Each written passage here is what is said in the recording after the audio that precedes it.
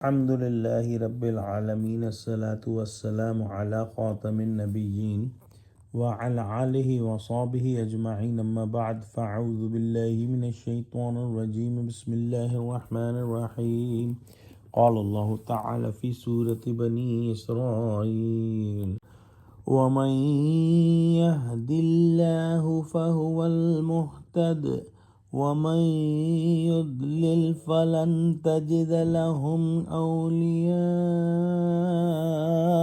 من دونه ونحشرهم يوم القيامة على وجوههم عميا وبكما وصما مأواهم جهنم كلما خبط زدناهم سعيرا ذلك جزاؤهم بأنهم كفروا بآياتنا وقالوا أإذا كنا عظاما ورفاتا أَإِذَا كُنَّا عِظَامًا وَرُفَاتًا أَإِنَّا لَمَبْعُوثُونَ خَلْقًا جَدِيدًا۔ ترجمہ: اور جس شخص کو خدا ہدایت دے وہی ہدایت یاب ہے، اور جن کو گمراہ کرے تو تم خدا کے سوا ان کے رفیق نہیں پاؤ گے، اور ہم ان کو قیامت کے دن اوندھے منہ، اندھے، گونگے اور بہرے بنا کر اٹھائیں گے، اور ان کا ٹھکانہ دوزخ ہے۔ جب اس کی آگ بجھنے کو ہوگی تو ہم ان کو عذاب دینے کے لیے اور بھڑکا دیں گے۔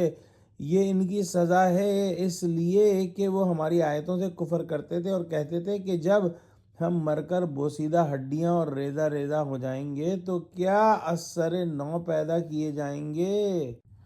انسان کو راہ حق پر چلنے اور منزل مقصود تک پہنچنے کی توفیق اور دستگیری صرف اللہ سبحانہ وتعالیٰ کی جانب سے ہی نصیب ہوتی ہے۔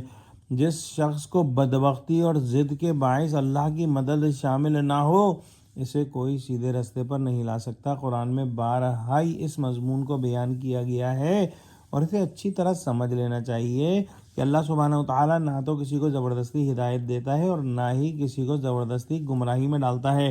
جس کے دل میں ہدایت کی طلب ہو اور وہ ہدایت کی جستجو کرے، اللہ سبحانہ وتعالیٰ اس کے لیے ہدایت کا رستہ آسان کر دیتا ہے۔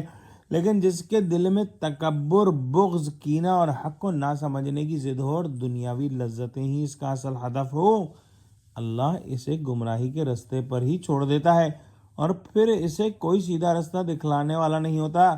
قیامت کے دن اللہ سبحانہ وتعالیٰ کافروں کے عذاب میں کمی نہ کرے گا۔ یہ کافر اندھے، گونگے اور بہرے ہو کر منہ کے بل چلیں گے۔ حدیث میں آتا ہے کہ صحابہ نے پوچھا، یا رسول اللہ صلی اللہ علیہ وسلم، منہ کے بل کیسے چلیں گے؟ آپ نے فرمایا کہ جس نے انسان کو پاؤں سے چلایا وہ اس بات پر بھی قادر ہے کہ اسے سر سے بھی چلا دے۔ پھر فرشتے جہنمیوں کو منہ کے بل بھی گھسیٹیں گے، جیسا کہ قرآن میں ذکر ہے۔